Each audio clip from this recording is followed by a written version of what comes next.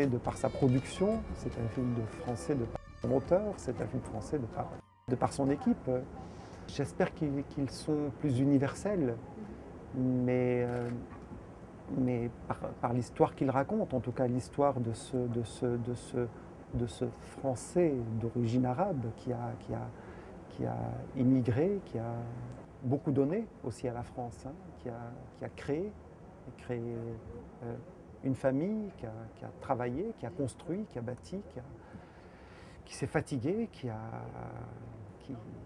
s'épuise, qui s'essouffle, qui se meurt, qui construit malgré son essoufflement. J'avais très envie de leur dire ma tendresse et qu'il reste une trace d'eux, oui. Une trace d'eux, une trace que j'espère on montrera à nos enfants, à nos petits-enfants, et peut-être qu'on pourra leur raconter cette histoire.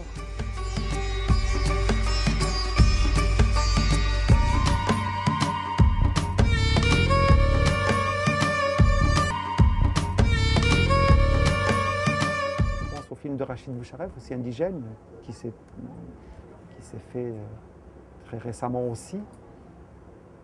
Alors, quand lui était en tournage, nous on était en répétition, et lui il rend un hommage à une génération encore plus lointaine, mais je crois que c'est bien de savoir aussi d'où on vient et pour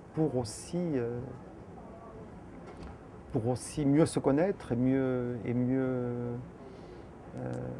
avancer. Les femmes de la communauté maghrébine en France sont dans l'inconscient collectif toujours associées à quelque chose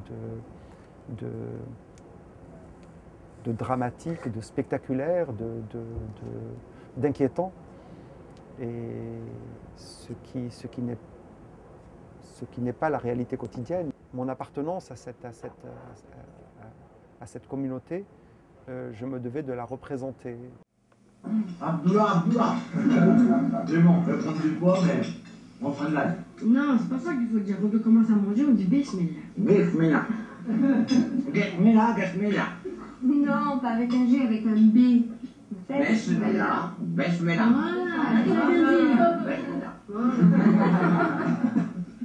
T'en connais d'autres, des petits mots arabes? Barfamouk.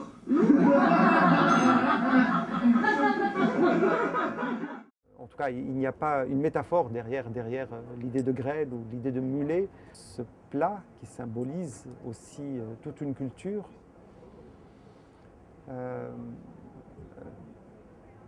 permet aussi ces réunions dans lesquelles on se dit beaucoup de choses aussi.